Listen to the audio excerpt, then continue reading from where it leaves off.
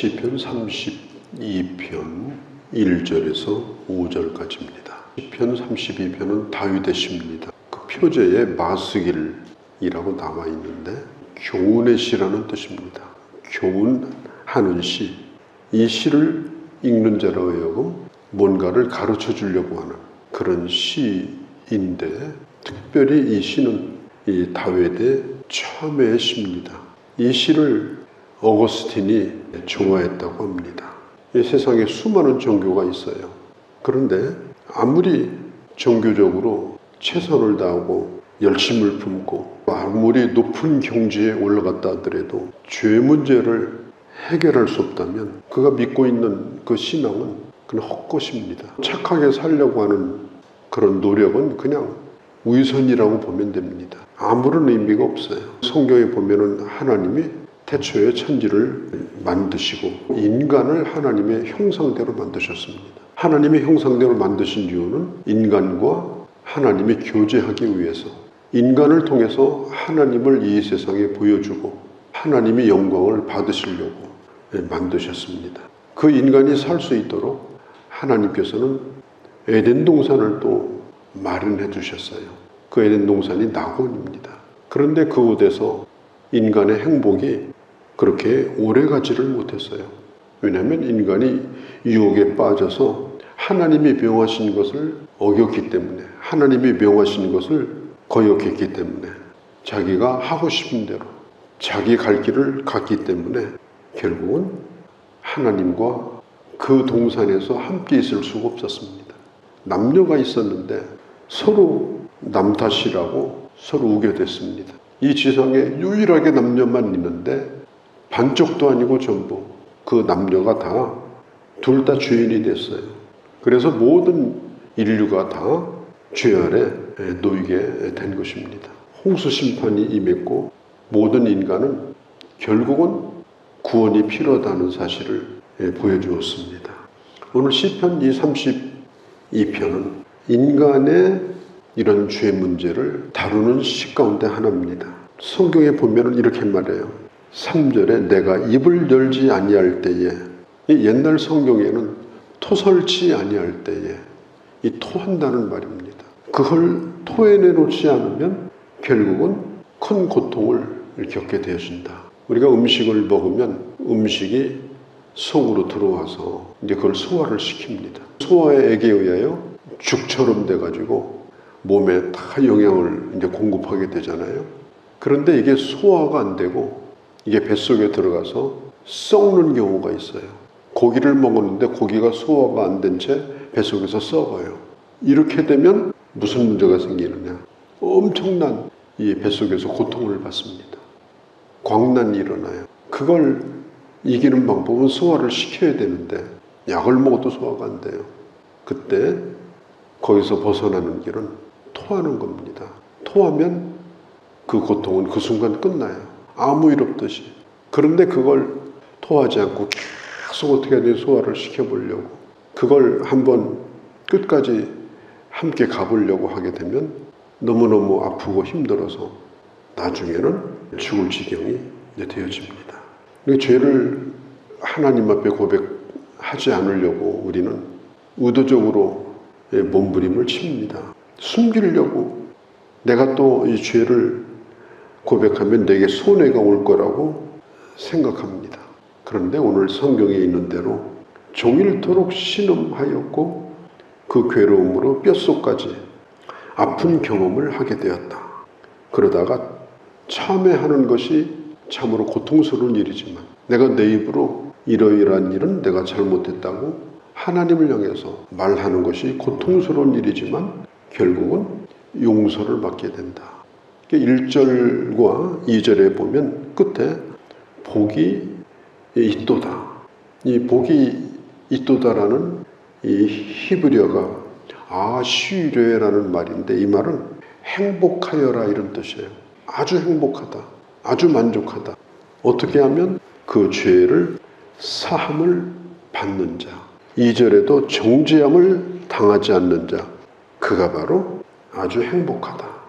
이 성경에는 분명히 하나님께서 죄를 고백하고 회개하면 용서하시고 회복의 은혜를 주실 것이라고 약속을 하셨습니다. 여러 가지로 표현을 했는데 시편 103편 12절에 동에서 서가 본 것처럼 우리 죄가를 옮겨주신다. 동에서 서는 영원히 못 만납니다. 하나님은 하나님 앞에 회개한 죄를 영원히 다시 만나지 않도록 그렇게 나와 상관없도록 만들어주신다. 이사야에서 43장 25절에 죄를 도말하시고 기억지 아니하신다. 하나님은 기억력이 뛰어납니다. 어떤 것도 다 하십니다. 그런데 죄를 회개하게 되면 그것을 하나님의 기억에서 지워버립니다. 우리가 컴퓨터에서 완전히 포맷해가지고 지워버리잖아요. 그것하고 똑같이 완전히 그 죄를 태워버리고 그 죄를 하나님의 기억에서 없애버린다. 미가서 7장 19절에 보면 죄를 회개하면 다시는 건져낼 수 없도록 깊은 바다 가운데 던져버린다. 아직도 바다가 얼마나 깊은지 모든 바다를 다 알지 못합니다. 에베레스트 산이 높잖아요. 그 높이보다도 바닷속이 더 깊습니다. 그런데 하나님께서는 죄를 회개하면 그 깊은 바다 가운데 그 죄를 던져버리셔서 다시는 건져내지 못하도록 할 것이다. 또 잠언 28장 13절에 보면 죄를 덮어버리신다. 누구도 그걸 떠들어보지 못하도록 덮어버리시고 불쌍히 여기신다. 로마서에 보면 이제 3장에도 나와 있는데 죄를 간고하신다. 없는 걸로 여겨주신다. 죄가 있었는데 그리고 분명히 지금도 죄인인데 죄를 회개한 사람은 죄가 없는 것으로 쳐주신다. 그렇게 인정해 주신다. 골로새서 2장 14절에 십자가로 죄를 도말하여 주신다. 성경에 나와 있는 이 죄를 회개할 때 주시는 하나님의 용서는 수많은 방법으로 말씀을 하셨습니다. 오늘 성경에 보면은 마음에 간사함이 없고 이 간사함이 없다. 이 말은 하나님 앞에서 자기를 숨기지 아니하고 있는 모습 그대로 나가는 걸 뜻합니다. 그게 간사하지 않은 것입니다. 숨기지 않는 것, 있는 그대로. 그렇게 할 때에 정죄를 당하지 않고 죄사함의 복을 허락하여 주실 것이다. 내가 입을 열지 않을 때 온종일 나의 신음으로 인해서 내 뼈가 3절에 녹았다. 내가 신음하면서 지냈다. 4절에 주야로 주의 손이 나를 눌러서 진액이 여름 가뭄처럼 말라버렸다. 뿌리가 있는 나무는 햇빛이 쬐면은 막 왕성하게 그렇게 가지가 뻗어나가고 열매를 맺잖아요. 근데 뿌리가 없는 나무는 햇빛이 쬐면은 그날로 다 말라붙어요. 그러니까 하나님과의 이 관계가 단절돼 버리면 결국은 여름 가뭄에 진액이 다 빠져가지고 말라 죽는 것처럼 그 하나님과의 관계를 단절시키는 것, 그 심령을 메마르게 만드는 것은 결국은 하나님 앞에 죄를 고하지 않는 것이다. 하나님 앞에 죄를 고하지 않고 사는 것이다. 그렇게 하게 되면 결국은 그 심령이 죽게 되어진다. 5절에 보면은 허물을 자복하라. 죄악을 숨기지 아니하였더니 주께서 내 죄를 사하여 주셨다. 내가 자복하였더니 다시 살아나게 되었다. 종일토록 기도하여도 주님이 듣지 아니하시고 종일토록 구하여도 응답하지 아니하셨더니 죄를 자백하니까 하나님께서 내 기도를 들어주셨다. 3절, 4절, 5절은 고백하지 않고 살아가는 심정, 그 느낌이 어떤가 하는 걸 아주 자세하게 말을 해주고 있습니다. 정신적으로, 신체적으로, 영적으로 너무나 무거워서 마치 하나님이 내 목을 누르고 있는 것처럼, 그러니까 몹시 흥분하고 막 이렇게 할 때 아드레날린이 막 치솟아 오르면서 막 극도로 신경이 해지는 것처럼 그런 상태에 빠지게 될 것이다. 결국은 토해내야 된다. 토해내지 않으면 뼈가 썩는 고통으로 신음하게 될 것이다. 그렇게 말하고 있습니다. 오늘 시편 32편은 다윗의 시입니다. 다윗은 이스라엘 백성들이 성군이라고 부르는 그런 왕입니다. 그런데 다윗도 완전한 사람이 아니었고 많은 실수가 있고 또 많이 영적으로 어둠을 경험했던 그런 사람이었는데, 이 다윗이 죄 가운데서 가장 고통스러운 것이 뭐냐? 왕의 자리에서 물러나는 것을 그가 두려운 것이 아니고 하나님이 자기를 하나님 앞에서 쫓아내는 것. 내가 너를 더 이상 다시 보지 않겠다. 그리고 하나님이 다윗을 쫓아내는 것.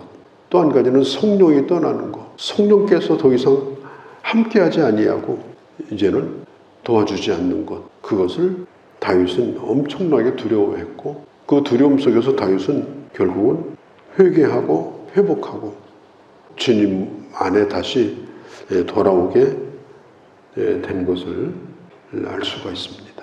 우리가 아이들을 기를 때도 가정에서 자녀들이 잘못할 때도 많이 있죠. 그런데 그러면 어머니 아버지가 두려워합니다. 걱정을 하고.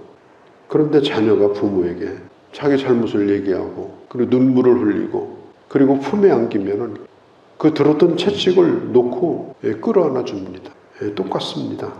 고백할 때 아비가 자식을 용서하는 것처럼 용서해 주시고 다시 품어 주시는 것입니다.